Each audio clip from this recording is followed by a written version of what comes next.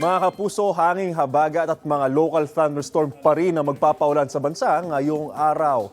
Ayon sa Pag-asa, malayo at walang epekto sa bansa ang binabantaang low pressure area.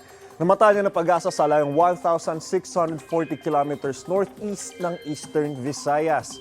Mababa sa ngayon ang posibilidad na nasabing LPA na maging bagyo, pero patuloy itong minomonitor kung papasok yan sa loob ng ating Philippine Area of Responsibility. Ngayong umaga, asahan ng pag-uulan sa ilang bahagi ng Central Luzon, kasama po dyan ang Southern Luzon, base po yan sa rainfall forecast ng Metro Weather.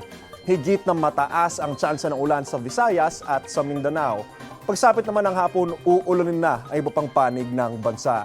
Posible ang heavy to intense rain sa ilang lugar, partikular sa Mindanao. Maging alerto po tayo sa banta ng baha o kaya naman ng landslide.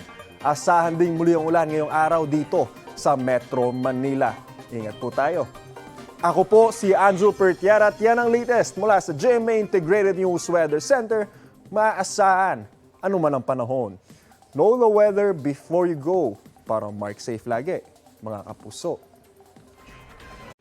Mga kapuso, know the weather before you go at mag-subscribe na sa GMA Integrated News sa YouTube. Para sa mga kapuso natin sa abroad, bisitahin ang GMA Pinoy TV at www.gmanews.tv.